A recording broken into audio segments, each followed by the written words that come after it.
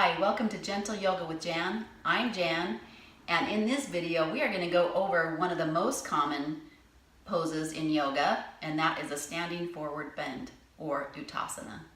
We'll go over the benefits, the proper way to practice to keep your body safe and pain-free, and eliminate back pain. So roll out your mat, grab a block if you have one, or a book. You may not need it, but just grab it in case, and I'll see you on the mat.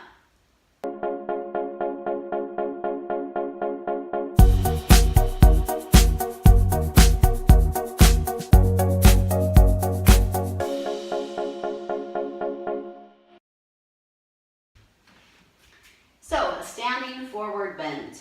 One of the most common poses in the yoga practice.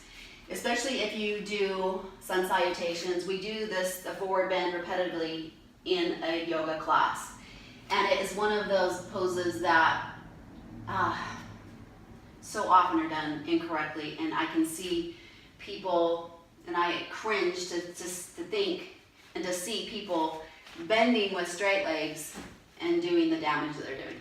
So I have a lot of yoga students come to class with back pain, and they've tried everything. They've been to all these different physicians and things, or places to get help with their back, and nothing really seems to help until we teach them how to bend forward correctly.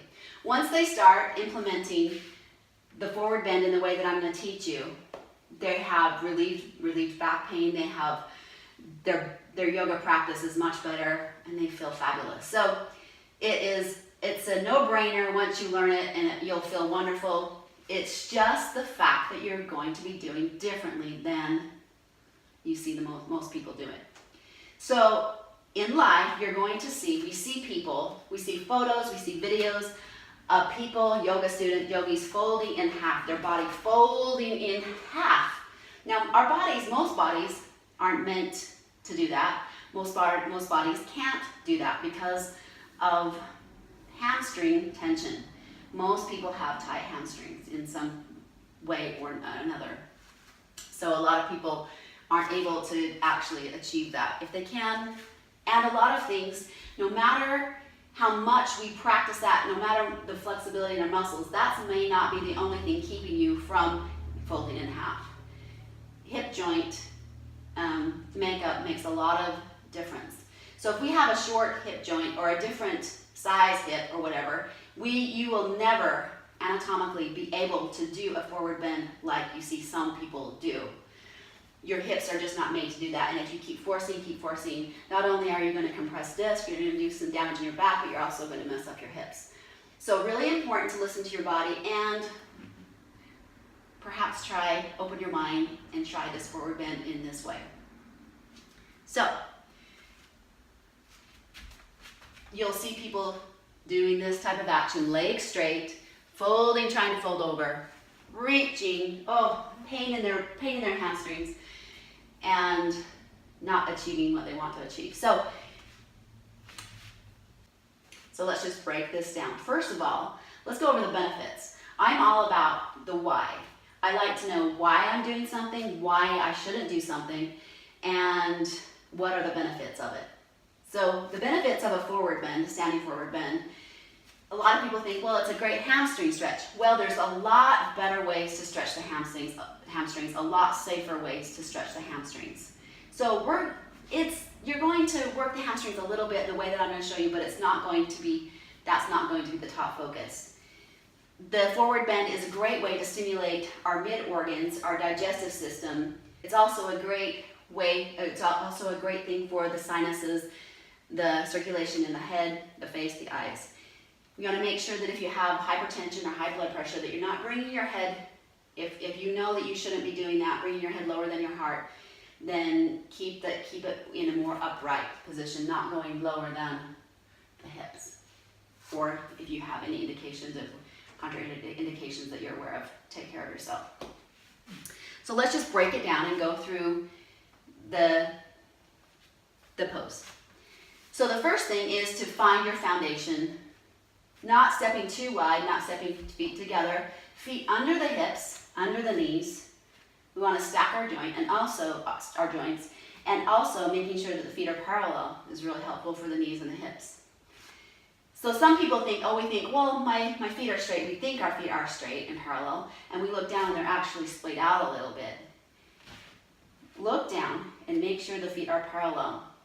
That is the foundation. We want to start there. Make sure that you have all four corners of your feet pressing into the floor. Micro bend the knees. And let's inhale the hands up over the head. And as you exhale, bring the hands just to the hips. Start to bend the knees. Slide the hands down the legs. And we're just going to pause here for a moment. So pausing here, I want you to feel the length in the spine, belly pulling in slightly, long neck. So the part of our body that we want to be straight in this position is the back, not the legs.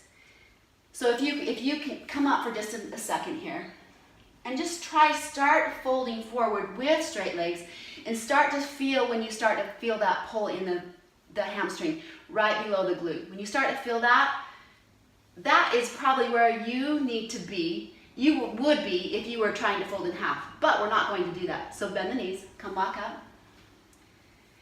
Let's inhale the hands up over the head again, and exhale, hands down the side of the body. You can bring the hands to the legs. So I want you just to feel this right now. Bring the thumbs in the hip sockets and push into the hip sockets, lengthening the spine. The knees, as you can see, are very bent. And I'm going to bend my knees even maybe a little deeper, keeping the back long and folding, bringing the chest to my thighs. Sliding the hands down if you have that ability, and maybe down the legs, and if you can, touch the floor. If touching the floor is not happening, grab the block, and you can bring the floor up a little higher to you, making that more accessible. So you can bring that, so I'm still feeling a nice stretch in my back, lengthen my spine. If you're not feeling enough stretch, start to fold here. But the hinge is here. I'm keeping my knees bent. So once you find your range of motion, instead of keeping the head up right here, we want to let the neck lengthen. Bring the head down, wiggle the shoulders. If you still feel like you have more flexibility, and you can lift those hips up, lift them up a little bit. But when you start to straighten the legs, and you feel, I'm exaggerating here, but when you start to feel the back rounding, that's when compression is going on. So we want to, if you can see, the more I bend my knees, the flatter my back is. It's more important to have this length in the spine than to have your body folding more closer to the legs. Does that make sense? So here, coming down further, if you have stayed rooted in all four corners of your feet. Now to complete the pose, we're not completing the pose if our head is up here. We want to let the head dangle down. Knees are still very bent. Nod the head yes and no a few times. Take a deep breath into the nose and exhale through your mouth. Breathing in through the nose again, exhaling through the mouth. Now you can stay here for a few breaths and incorporate Ujjayi breath if you're familiar with that. Breathing in and out through the nose, staying calm. Now coming up is the thing here. So instead of, you'll see people just fling their back up with a straight back. We don't want to do that. We're going to actually take our hips down, kind of coming into ski pose first. See this? Chest on the thighs, hips pulling back, crown of the head pulling forward. And if you need to, put your hands on your legs and let your hips drop. Head comes up first. And then, so we're using our leg muscles to bring us up and not all our back. Because most people don't have that strength in their back, and they're trying to fold or pull up using the back. So if you're coming up and you do feel it in your back, you need to bend your knees more. This is one of the hardest things for people to implement and get used to. They are just so used to doing that with straight legs. Coming up out of the forward bend is the most important thing. So we're going to review it here. We're going to go through this several times to make sure that you're getting this. So again, ground your feet. Inhale the hands up over the head. Exhaling, bending the knees right here. Hands coming to legs, sliding the hands down, and then the head releasing. Breathe. Let's take a few breaths here in this pose. So breathing a few breaths here. Coming up, drop the hips. Head comes up. You tell the hips to stay, stay, stay. While the head comes up, you're using a lot of muscle here. Come on up and relax.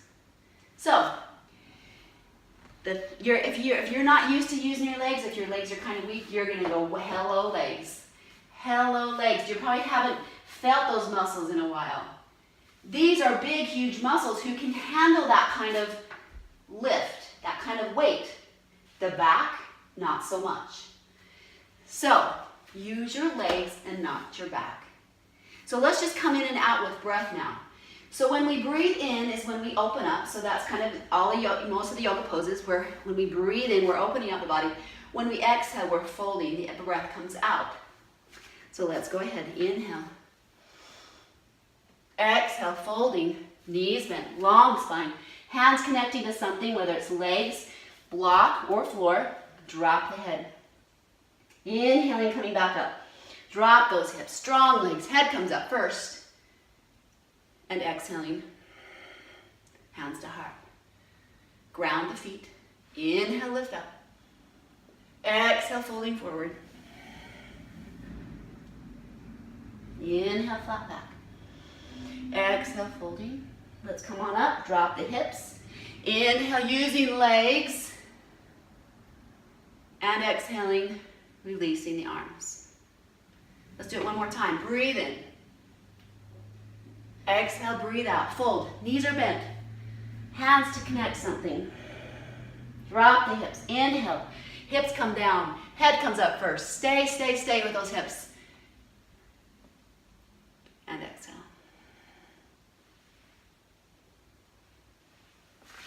Just walk out your feet. So, what do you think? So if you're not used to doing that, you're really going to feel it in your legs for a while. But I want you to practice this just as much off the mat as much as on the mat when you're practicing yoga. Because you're going to be picking up socks off the floor, you're going to be picking leaves off the ground, you're going to be bending forward. So it's not just in yoga that you're going to implement this way of coming up from a fold. You're going to use your legs. So this is going to be really key in a safe, pain-free yoga practice. Ongoing. I love yoga. And I've been doing it for many years. And I want you to be able to enjoy the benefits of it long term without any pain, without any compression, without any destructive stuff going on in our back. And if you have back stuff, this is going to be key for you. This is going to be a key way to practice. So that when we are going through our salutations, forward bend, down dog, moving back and forth, and then coming up, retrain your brain. You got this. We'll see you in the next class.